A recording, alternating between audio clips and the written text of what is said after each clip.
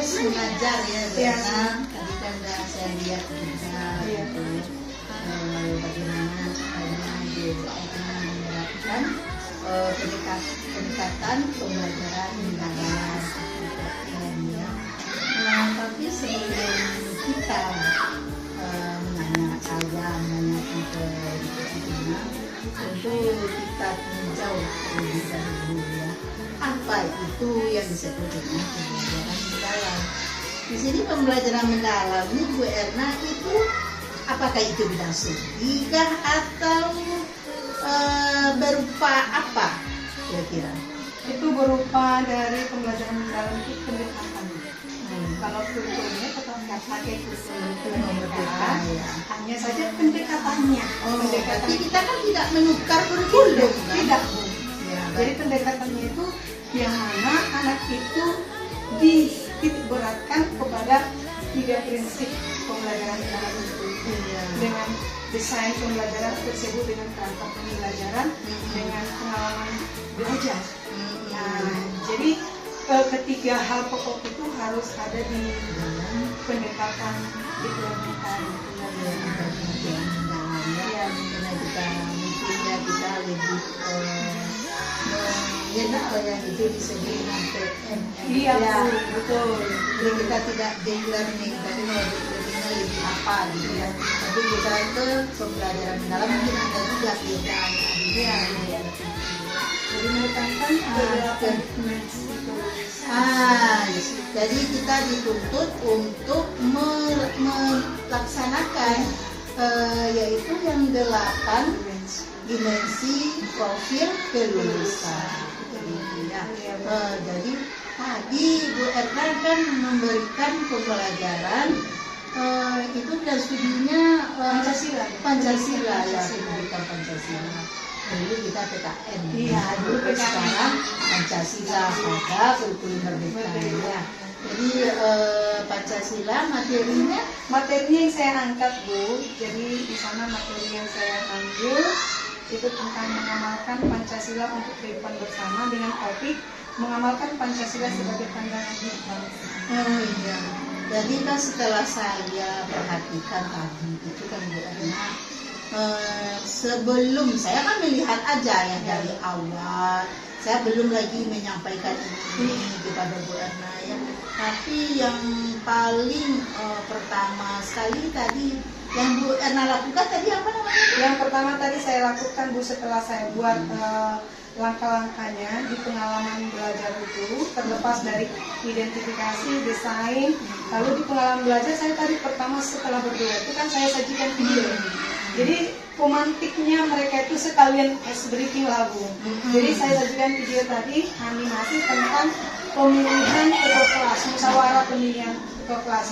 Jadi dengan anak mengamati dan melihat jalan pemilihan itu, dari sana saya lemparkan atau saya berikan pertanyaan pemantik kepada anak-anak siswa supaya mereka hadir sadar saat itu. Waktu tadi untuk 3 prinsip pembelajaran mendalam itu menghadirkan anak-anak yang berkesadaran, yang bermakna dan menggembirakan. Jadi bisa lah tercakup dalam pembelajaran itu. Jadi betul-betul yang pertama itu berkesadaran. Berkesadaran anak tuh supaya bagaimana dia tuh? Apakah berkesadaran dengan dituntut oleh guru? Kamu tuh harus sadar. Gimana, Bu? Tidak harus, Bu. Jadi dengan menyajikan video tadi, anak kami sudah masuk di materi ini. Ternyata materi kami hari ini adalah musyawarah. Bagaimana cara musyawarah yang baik? Karena di animasi itu ada musyawarah yang kurang tepat. Jadi mereka anak itu sadar, dia tahu, ini salah. Yang benarnya seperti ini yang kami lakukan, yang sudah kami praktekkan cara memilih ketua kelas. Nah itu ada penyembuhan. Nah anak itu bisa memilah, jadi sadar, ini tidak benar. Sehingga ketika selesai saya sajikan tadi seperti yang Bu lihat, saya bertanya, apakah benar pemilihan itu mereka mampu menjawab? Tidak, Bu. Mereka mampu mengatakan itu tidak benar. Jadi setelah dia mempunyai kesadaran, pembelajaran itu menjadi bermakna. Kemudian kalau kalau dah bermakna dia tahu artinya.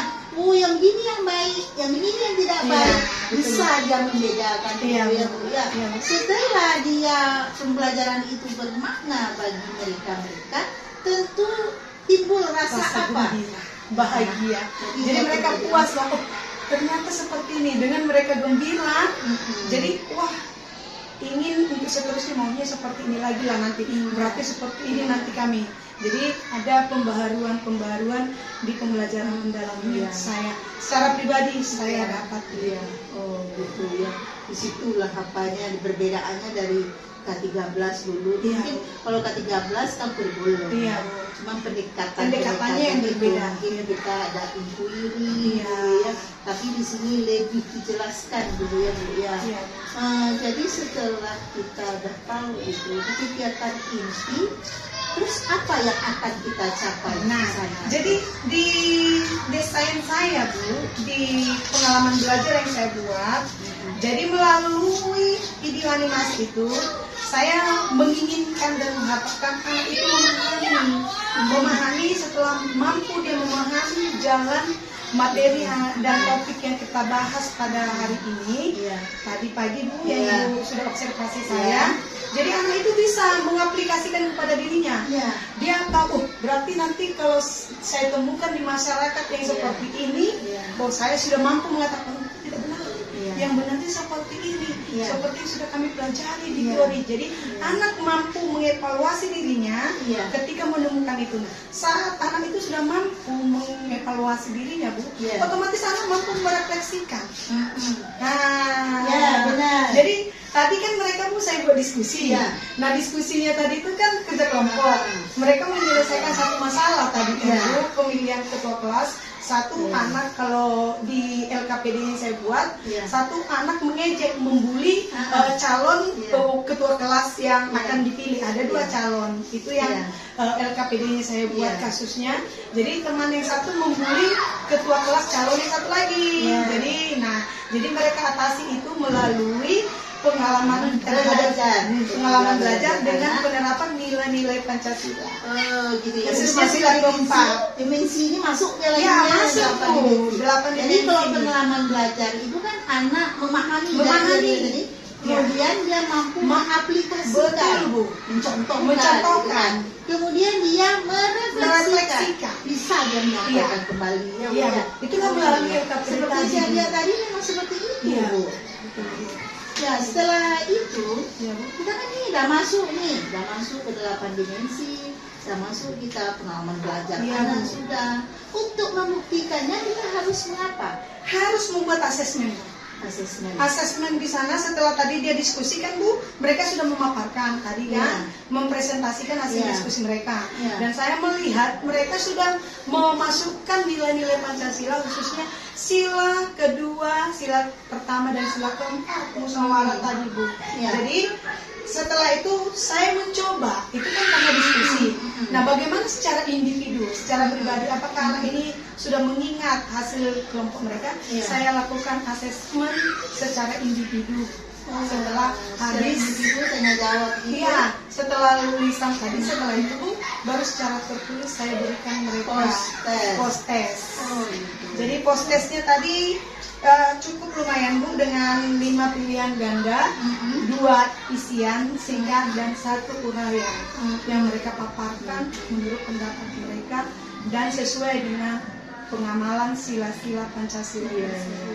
Jadi dari pengamatan saya tadi, dari Ibu memberikan, menyampaikan materi, sudah tercakup ya, yang apa yang disebut dengan prinsip pembelajaran, 8 dimensi, pengalaman belajar, tentu timbul kerangka pembelajaran.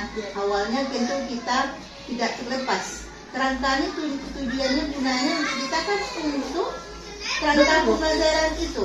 Kerangka pembelajaran itu di sana adanya Bu tujuan pembelajaran. Di kerangka itu tadi sudah saya paparkan. Iya. Terus praktek pedagogisnya ada Iya, terdapat di sana. betul. Kemitraan pembelajaran, Iya. lingkungan pembelajaran dan pemanfaatan digital. Ah, Saya betul. sudah terapkan. Iya. Jadi dari kerangka itu udah nampak ya. Jadi dari yang semua itu, yang dari 4 itu, dalam pembelajaran mendalam, seorang guru dalam proses pembelajaran mendalam berfokus untuk mewujudkan 8 dimensi kelulusan, 3 prinsip pembelajaran, kemudian 3 lagi pengalaman belajar, dan keempatnya kerangka pembelajaran. Itu tidak boleh ya Bu, tidak boleh lupa. Iya benar Bu. Harus. Ya. Kalau satu ditinggalkan, tidak jadi dia menjadi pembelajaran mendalam. Ini karena prinsip pembelajaran mendalam ini kan mencakup ke semua poin-poin. Jadi seperti saya perhatikan waktu pernah ngajar ada, cuman adalah beberapa siswa yang belum, ya paling yang menjadi persoalannya itu bagaimana caranya kita menimbulkan kesadaran. Ya ada beberapa anak udah melakukan itu, tapi ada yang belum. Cuman kita mencari kiatnya itu. Ya. Jadi PR untuk Bu Ernaz itu bagaimana caranya menimbulkan kesadaran belajar itu dari siswa. Dari siswa yang belum itu. Yang belum. Jadi saya perhatikan dari pemaparan dari Bu Ernaz, saya rasa udah bagus. Cuman kan dari siswanya lagi. Sedangkan pembelajaran mendalam itu kan bertitik fokus ke siswa, bukan guru. Guru hanya sebagai fasilitator. Kalau dahulu namanya ya Bu ya. Kita bukan menyalin otak kita kepada siswa, tetapi kita memberikan pengarahan kepada siswa agar dia berpikir kritis itu. Jadi saya hanya fasilitator, fasilitasi anak-anak. Jadi itu saja kalau menurut saya, refleksinya itu saja. Bagaimana agar semua siswa itu dalam menghadapi atau mengalami pembelajaran bidang studi yang diberikan oleh guru, itu yang pertama itu prinsip dari pembelajaran mendalam itu berkesadaran itu. Yaitu ada beberapa orang bagaimana kita harus semuanya terfokus ya kan. itu ditambah lagi memang murid saya ada 33 kan. Jadi betul. otomatis ada beberapa orang saya paham. Betul. Jadi itu saja ya Bu ya. Jadi mudah-mudahan Bu Ernaz ke depannya dapat mengamalkan dan melaksanakan menggunakan pendekatan pembelajaran mendalam ini. Semoga apa yang dicita-citakan oleh pemerintah yang disebut dengan generasi emas tahun 45 terwujud. Karena kita adalah pembelajaran di sekolah dasar adalah dasar asal tonggaknya ya. Jadi kalau di SD sudah berhasil, tentu di SMP, SMA dia akan mengikut. Ya Bu Ernaz ya. Terima kasih Bu masukannya Bu yang sudah bersedia mengobservasi saya. Assalamualaikum warahmatullahi wabarakatuh.